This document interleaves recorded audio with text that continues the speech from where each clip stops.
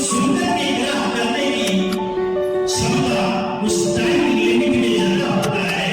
Time limit के बाहर करीब करीब वो सर से बाहर निकल जाए। उसको साधन के रूप में हम ठीक कर रहे हैं, उपयोग में ला रहे हैं। और साधन जब शब्द आता है तो उसके पीछे सब कुछ छुपा हुआ रहता है। हमने निर्धारण किया है, कॉन्सेप्ट निर्धारण किया, वो है 6247 जातियों को प्रोवाइड करने का बड़ा कार्य चल रहा है।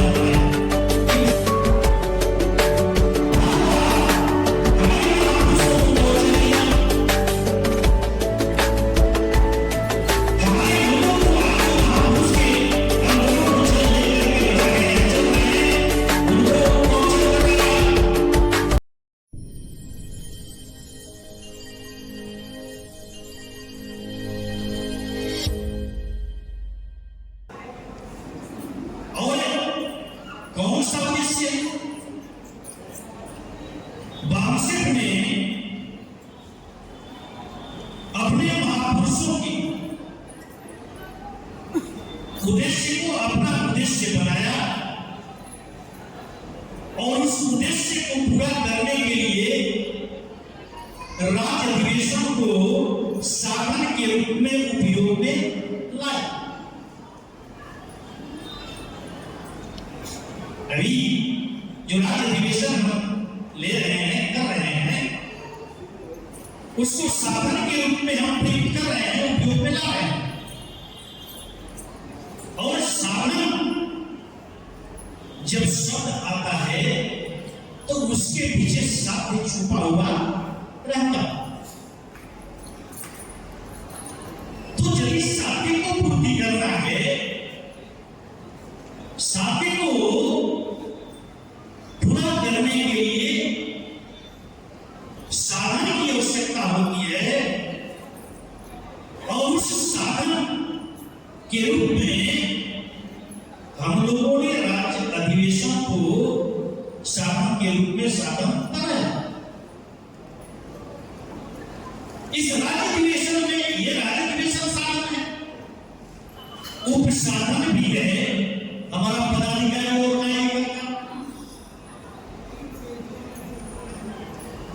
साथी महान होता है और साथी को पूरा करने वाला भी अपने आप को महान होगा, बनाना पड़ेगा, ऐसा हमें करना होगा। इसलिए साथी को पूरा करने के लिए हम इस साधन का उपयोग और प्रयोग कर रहे हैं। और वह साध्य, वह पर्पस हमारे महापुरुषों का है। ये माननीय संजय पुरोहित जी, आराग्यराम और तमाम वामसिक के आर्थिक संगठन, भारत मुक्ति मोर्चा के आर्थिक संगठन एवं बहुजन क्रांति मोर्चा के आर्थिक संगठन और राष्ट्रीय परिवर्तन मोर्चा और उसके आर्थिक संगठन का नहीं है, बल्कि ये महापुरुषों का उद्देश्य है। अब इस उद्देश्य को पूरा करने के लिए हम लोगों ने गोल निर्धारित किया, लक्ष्य निर्धारण किया। और वह लक्ष्य क्या है, वह गोल क्या है, वह टारगेट क्या है। तो जो लक्ष्य है, साथी को पूरा करने के लिए हमने निर्धारण किया, यानी वामसिक ने निर्धारण किया, वह है 6247 जातियों को पोलराइज करने का पहला कार्यक्रम बनाया। ये मेरा टारगेट, ये लक्ष्य। हम लोगों ने लक्ष्य बनाया कि 6,247 जातियों को, जिसमें 1608 अनुसूचित जाति शेड्यूल्ड कास्ट, 801 अनुसूचित जनजाति शेड्यूल्ड ट्राइब्स, 3743 जातियां अगर बैकवर्ड कास्ट एवं इससे कन्वर्टेड माइनॉरिटीज वो हम लोगों ने बातचीत में पोलराइज करने का, ध्रुवीकरण करने का, एक साथ लाने का प्लान बनाया। क्यों बनाया? ये भी उद्देश्य के तहत निहित है। हम लोग या हमारे महापुरुषों ने जो आंदोलन चलाया, उस आंदोलन को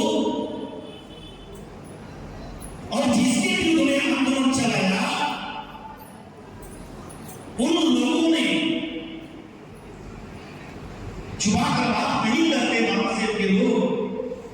इसलिए मैं जिसके विरुद्ध में हमारे महापुरुषों ने आंदोलन चलाया वो एक ही वर्ग कहिए, जाति कहिए, ब्राह्मण थे। उन ब्राह्मणों के द्वारा जो हमें हक और अधिकार से वंचित किया गया था, उस आंदोलन को हमारे महापुरुषों ने लड़ा और हक अधिकार दिलाने का भरपूर प्रयास किया। मिला, लेकिन साथियों एक बात हम लोग को ध्यान में रखनी चाहिए कि जिसके विरुद्ध आप आंदोलन कर रहे हो, लड़ रहे हो, क्या वो बैठने वाला है? नहीं बैठने वाला। तो उसने बार बार हमारे महापुरुषों को टॉर्चर किया। हमारे लोगों को आज जो महापुरुष के आंदोलन को चल लेकर के लड़ रहे हैं, चल रहे हैं, उनको टॉर्चर कर रहा है। जैसे अभी आप लोगों ने माननीय रूपनारायण एकाजी और सुमित खबरों जी को देखा, ये उनकी अपनी लड़ाई थोड़ी है। महापुरुषों के द्वारा जो आंदोलन खड़ा किए गए, उस आंदोलन को अपने लोगों के बीच में ले जाकर के अपने लोगों को आज की परिस्थिति जन्य ब्राह्मणों की गुलामी से आजाद करने के लिए, लड़ाई लड़ने के लिए प्रबोधन, मोटिवेशन, उद्बोधन करने का काम उन लोगों ने किया, जिसकी प्रगति हुई कि शासक वर्ग के लोगों ने उन्हें टॉर्चर करके उन्हें इस रास्ते से डाइवर्ट करने का काम करने की दिशा में कार्रवाई की। लेकिन हमारे बाप से तैयार साथी उस रास्ते को छोड़ते नहीं, डाइवर्ट नहीं होते और जम करके अपने दुश्मन का मुकाबला करते हैं और अपने को तटस्थ रखते हुए भविष्य में मूल निवासी बहुजन समाज के आंदोलन की अगुवा बनने के लिए अपने आप को समर्पित कर देते हैं।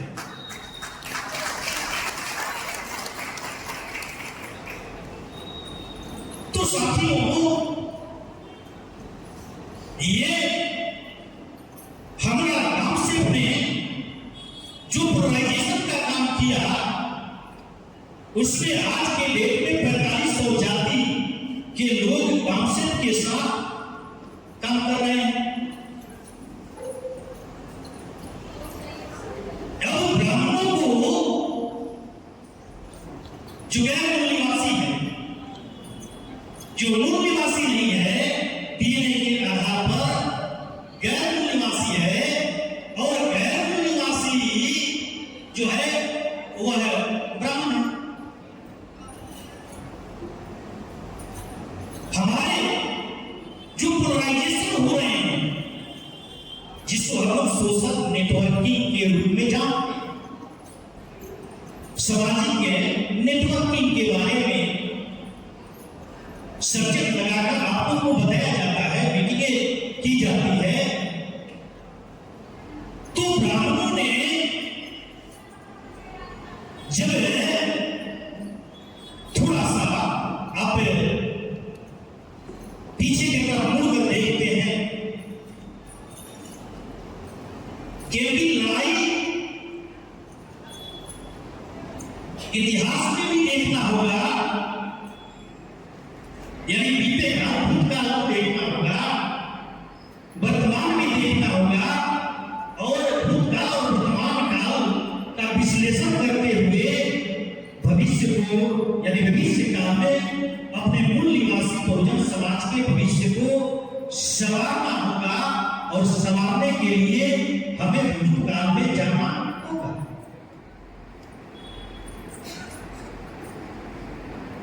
मैं प्रसंगवश के बाद कह रहा हूं कि जब हम लोग जातियों का पोलराइजेशन किया,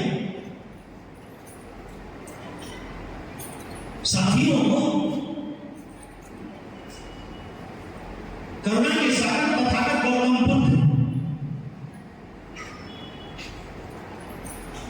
किस समय में जाति व्यवस्था नहीं थी, धर्म थे और धर्म में शूद्र धर्म था जो सबसे बड़ा हिस्सा।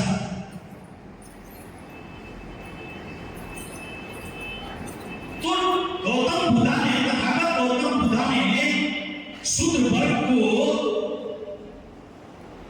मोबिलाइज किया, मोटिवेट किया, जागृत किया और जागृत करने के बाद ब्राह्मणों की सत्ता प्रिसाइड की। इतिहास में नहीं जा रहा, ब्राह्मणों ने उस बात को ध्यान में रखते हुए मौर्य डायनेस्टी के अंतिम शासक पृथ्वी की हत्या पुष्यमित्र शुंग ब्राह्मण ने किया और जाति रचना की वर्ण सूत्रों में 4743 जातियां बनाई और ग्रेडेड और डिग्रेडेड अनइक्वालिटी पैदा किया।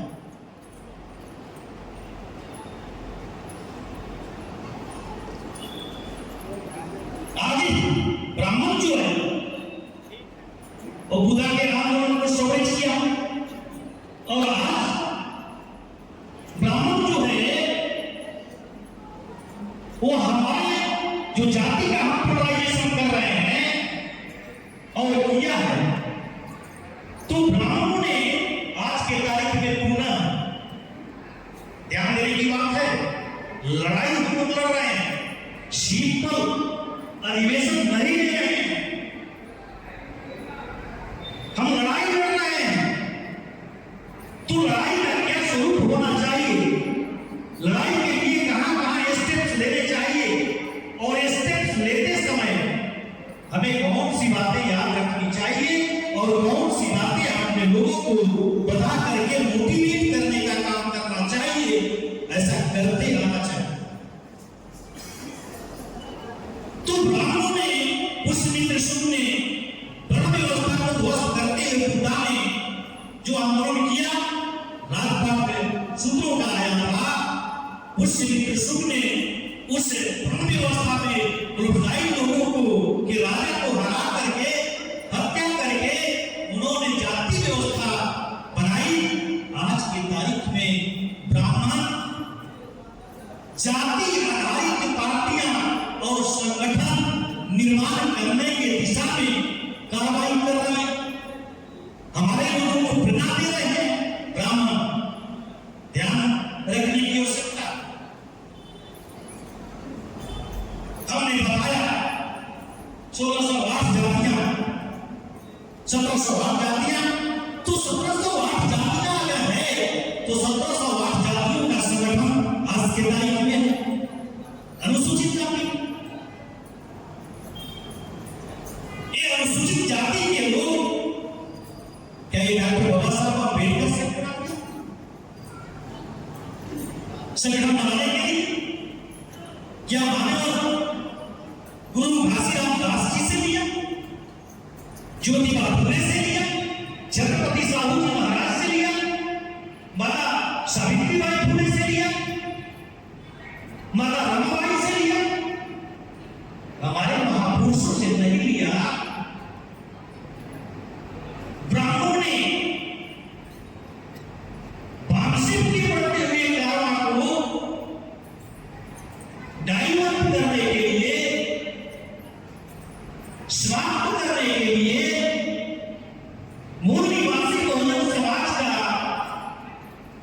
एक साथ पोलराइजेशन नहीं हो, इसके लिए उसने जाति आधारित संगठनों का निर्माण करने का हवा दिया और हमारे लोग अपने अपने जाति का संगठन बना करके अपनी आजादी कायम करना चाहते हैं, जो ये संभव नहीं है, ये इतिहास बताता।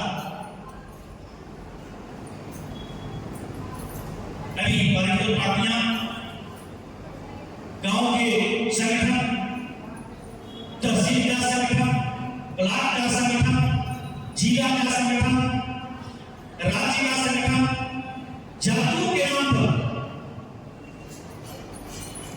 बना हुआ है और बना करके हमारे लोगों को, यानी वामशिव ने जो रास्ता किया था, उसको ब्राह्मणों ने हमारे इन लोगों को अपना ठूस बनाया और ठूस बना करके हमारे ही महापुरुषों के उद्देश्य पर कुठाराघात करने के लिए ऐसा काम किया।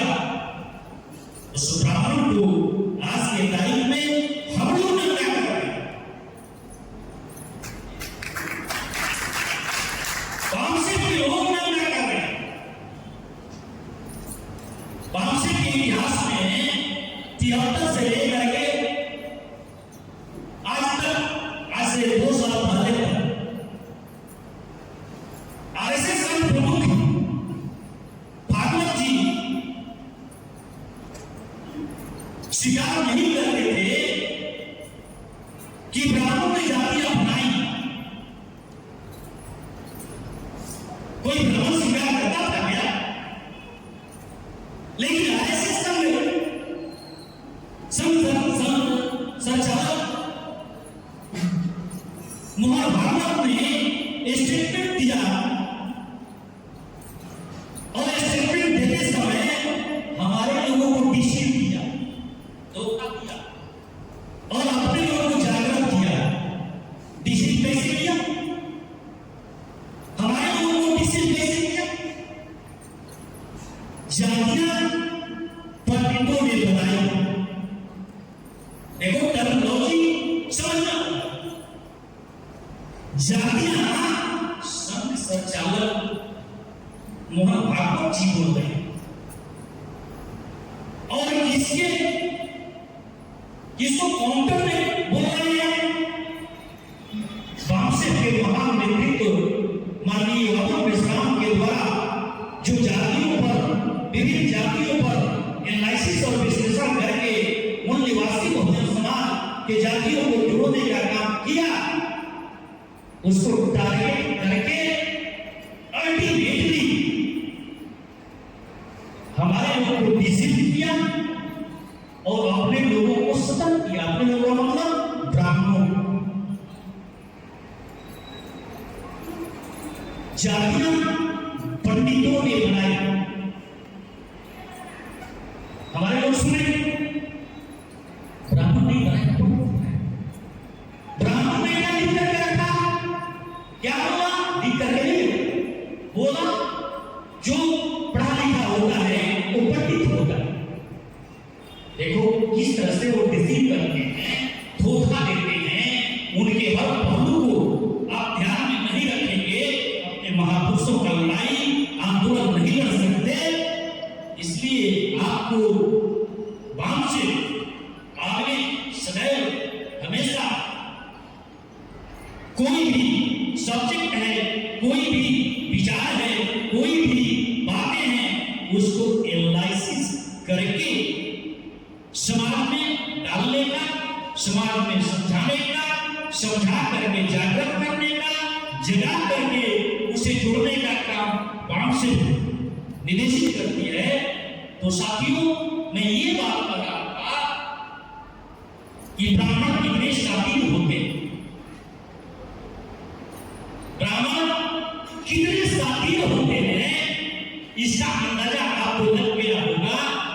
तो शातिर लोग जिन्होंने प्राचीन काल में भी गुलाम बना करके रखा, सब शिरोमणि बेइज्जत किया, राजस्थान के चित्तौड़गढ़ में हत्या की।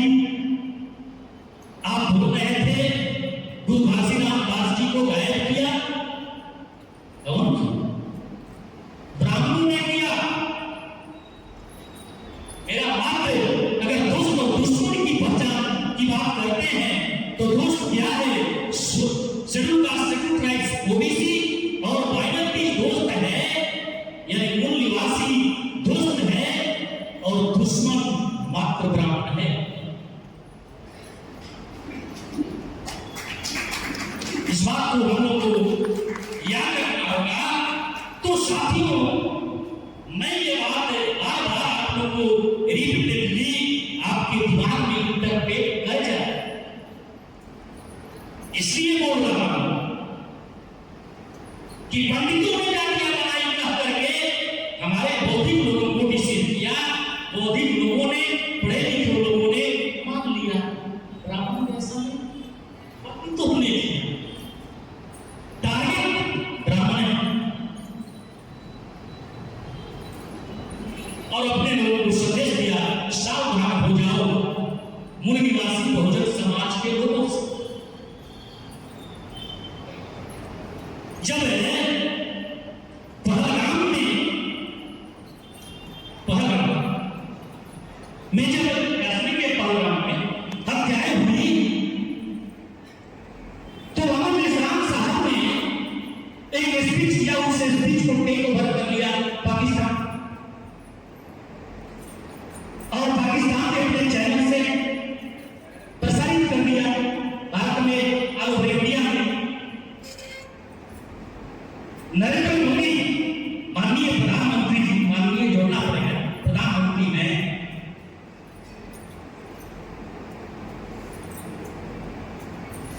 तो प्रधानमंत्री जी ने अपने स्पीच में बोला, कुछ लोग देश के अंदर विभाजनकारी तत्व हो गए हैं, वो विभाजन की बात कर रहे हैं, वो भारत में नहीं दिखाए जाते हैं, विदेशों में दिखाए जाते हैं।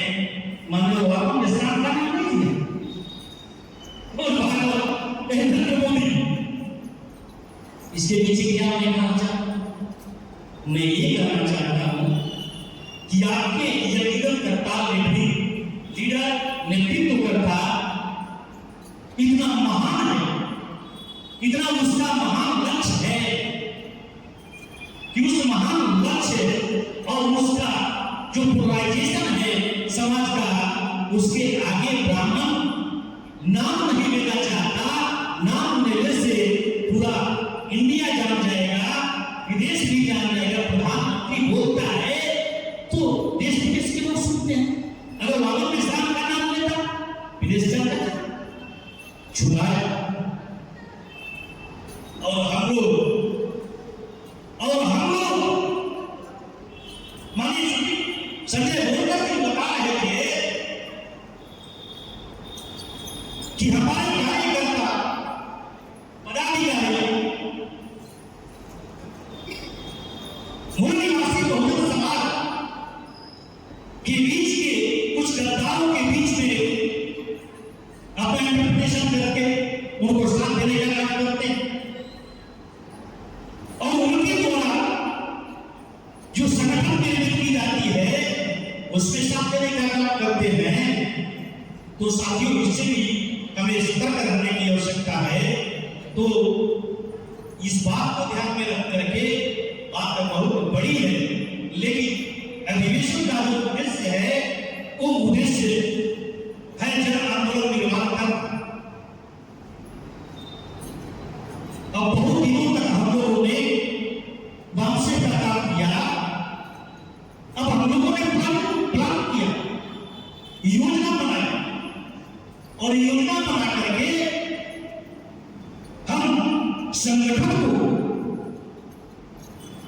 चाहे वो वामसिक हो, भारत मुक्ति मोर्चा का आपसी संगठन हो, भारतीय विद्यार्थी मोर्चा हो, युवा मोर्चा हो, बेरोजगार मोर्चा हो, राष्ट्रीय मूल निवासी महिला संघ हो, भारत मुक्ति मोर्चा महिला संघ हो, राष्ट्रीय आदिवासी एकता परिषद हो, इंडियन इंजीनियरिंग प्रोफेशनल एसोसिएशन हो, आईपा हो, बीन हो, बुद्धिस्ट इंटरनेशनल नेटवर्क हो, राष्ट्रीय किसान मोर्चा हो, ये योजना में रखा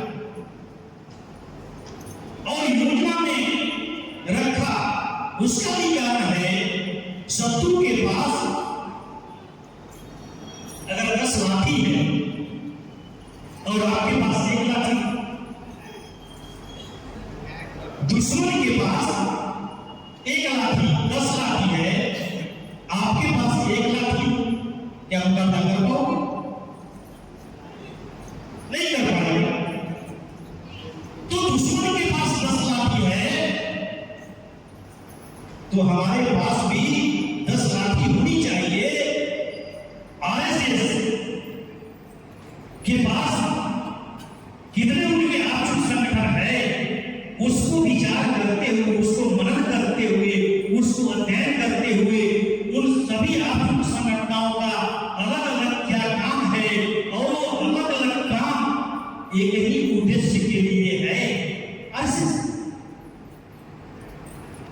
और वो उद्देश्य क्या है?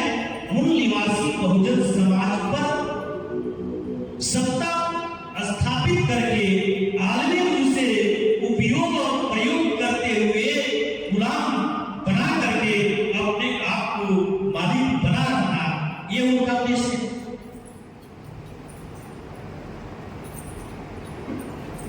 ये ब्राह्मण का उद्देश्य है। तो ये ब्राह्मण का उद्देश्य है, तो हम वामसेव के लोगों ने ये प्लान किया कि हमारा भी जितना उनका आर्थिक संगठन है उतना आर्थिक संगठन हमारा भी होगा। माननीय संजय दुर्गा जी, तमाम हमारे प्रदेश के पदाधिकारी वामसेव और भारत मुक्ति मोर्चा लोगों ने ये बात बताई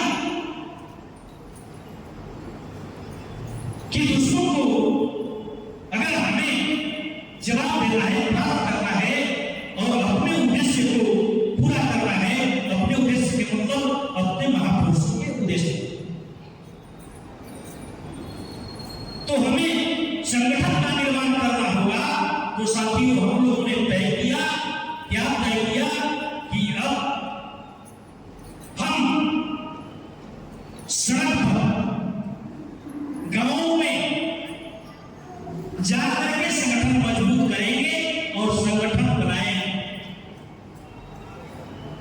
योजना आधारित कार्य है। हम लोग वामसेव के लोग पहले वामसेव की मीटिंग लेते थे, कमेटी बनाते थे। आज हम संघर्ष के जरिए संगठन निर्माण करना चाहते हैं। ऐसा हम लोग ने प्लान बनाया और ये प्लान माननीय गांधी राम साहब बना करके गए थे, दिखा करके गए थे। संघर्ष से संगठन पैदा होता है और संगठन जो है, संगठन शक्ति पैदा करता है और शक्ति जो होता है वही आजादी का स्रोत होता है। तो हम संगठन बनाने की दिशा में साथियों ने बताया 6,000 साढ़े 6,000 गांवों में संगठन निर्माण करने का। तो साथियों, ये संगठन क्या है? साधन। संगठन अपने आप में साध्य नहीं, संगठन साधन है और संगठन को साधन के जैसे हम अगर 1 टन का पत्थर तोड़ना है, 100 क्विंटल अगर ना 100 केजी का पत्थर तोड़ना है, 100 केजी का एक ही बड़ा सा पत्थर का चट्टान है, उसको तोड़ना है। आधा किलो के हथौड़े से तोड़ पाओ?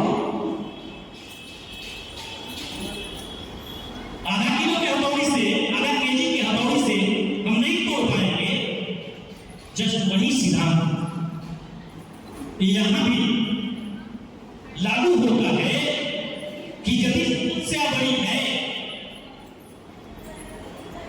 तो समस्या के अनुरूप आपको टूल्स तैयार करने पड़ेंगे, साधन तैयार करने पड़ेंगे। यानी समस्या का निराकरण यदि आप करना चाहते हो तो साधन निर्माण करना होगा, और साधन में पहला संगठन है।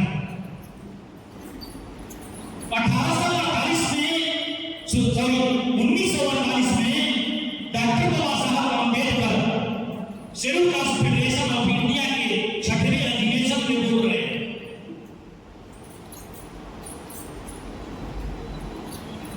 आजादी के बाद 1948 जब schedule caste schedule caste federation of India का 6वां अधिवेशन में डॉक्टर बाबा साहब बोल रहे हैं, निर्देश दे रहे हैं। इसको निर्देश दे रहे हैं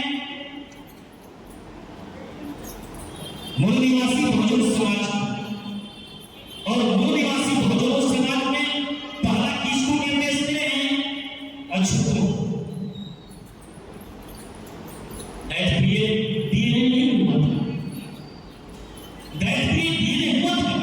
ये तो 2001 में डीएनए हुआ। तो डॉक्टर बाबा साहब अम्बेडकर क्या कह रहे हैं? हमें दक्ष और प्रशिक्षित कार्यकर्ता पैदा करना होगा। निर्देश के लिए साधारण महापुरुषों की बात साधारण नहीं होती है। उन्होंने 3 बातें बोली कि हमें दक्ष और प्रशिक्षित कार्यकर्ता बनाना होगा, पैदा करना होगा। दूसरी बात बोली कि हमें आर्थिक संसाधन की निरंतरता कायम रखना। ये बाबा साहब बोल रहे हैं, हमसे नहीं बोल रहा है और मैं नहीं बोल रहा हूं। 1948 का 6वां जो अधिवेशन होता है शेड्यूल कास्ट फेडरेशन का, उसको आप याद करके देखेंगे तो उसमें ये बात है और ये बात लिखी हुई है।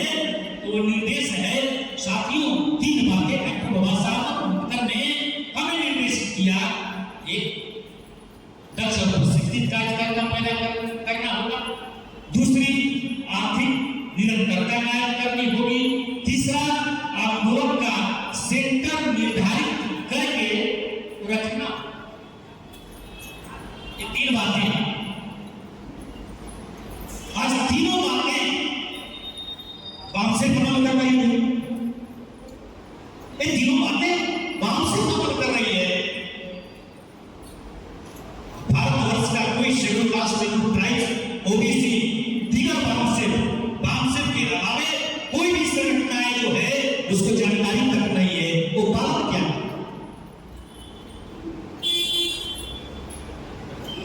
इसलिए साथियों, इस बात को ध्यान में, ये साधन के रूप में हमारे फुल फादर्स जो निर्देशित करके गए हुए हैं, उनका अनुपालन हम लोगों को करना होगा। इसलिए मैंने कहा कि हम राज्य अधिवेशन निरुद्देश्य नहीं ले रहे हैं, उद्देश्य के तहत ले रहे हैं। तो उद्देश्य के तहत हम जन आंदोलन निर्माण करना चाहते हैं, और जन आंदोलन के माध्यम से संगठनाएं निर्माण करना चाहते हैं, और संगठन निर्माण करके संगठन शक्ति का निर्माण करना चाहते हैं, और संगठन को स्वाभिमानी, स्वावलंबी, आत्मनिर्भर